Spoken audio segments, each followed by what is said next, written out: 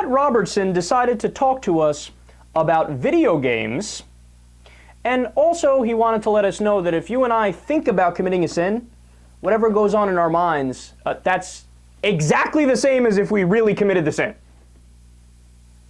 Because apparently his boy Jesus was whispering this in his ear, and he felt like he had to tell us because he's just looking out for us, naturally. Let's listen. What do you think the Bible has to say about video games? Is there a way to interpret the Bible for, quote, virtual sins? I'm not the type of person who would do half of the things in games in real life, but does God see it as sin if we enjoy them in a virtual setting? Your spirit is what God's concerned about, and what is your spirit active in? Jesus said if you look on a woman with the thoughts of lust in your heart, you've committed adultery with her. So that's a virtual sin.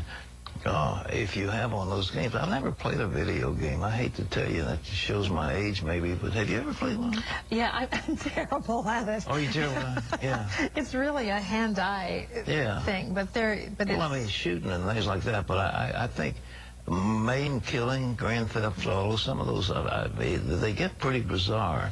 And so if you're murdering somebody in cyberspace, in a sense you're performing the act, you like it or not.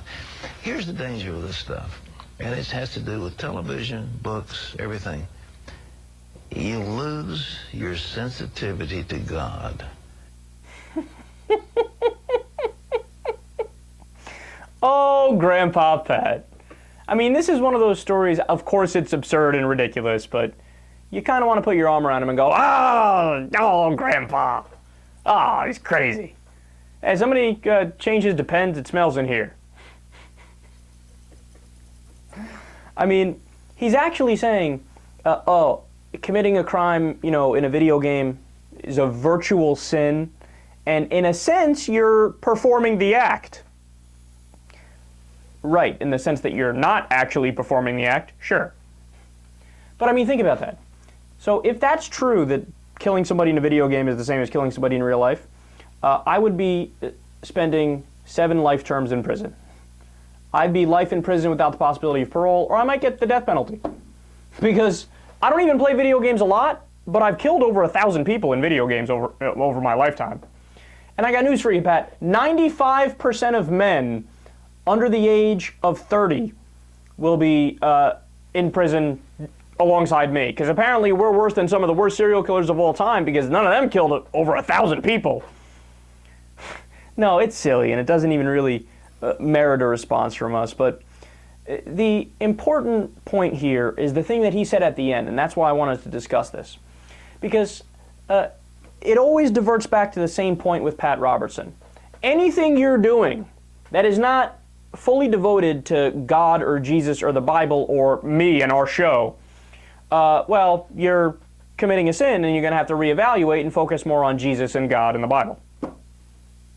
But do you realize how sad a life that is? And I mean that in the worst way possible, I do.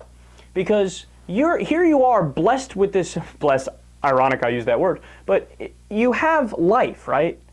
It's very rare, it's very unique, it's very special. And there's only a million things you could do that make you happy and make you feel fulfilled and something that you're passionate about.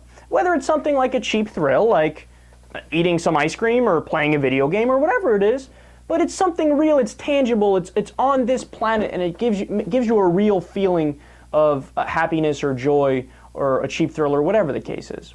But what Pat Robertson is saying is all of that is bad. Whether it's video games or books or movies, or playing sports and dedicating yourself to that, or relationships, or sex, all of that stuff. Sin, right? And his answer is, shun all of that and just come over here and read the Bible with me and make sure you get into heaven in the afterlife.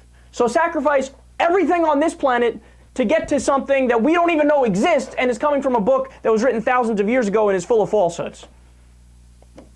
Look, I don't want to sound too didactic here, but it is what it is. Which one of those things do you think makes more sense? That you should play the video game, you should listen to the music, you should read the book, you should be happy? Or you should listen to Pat, think all those things are sins, and only do this one thing, which is ridiculous anyway? I rest my case.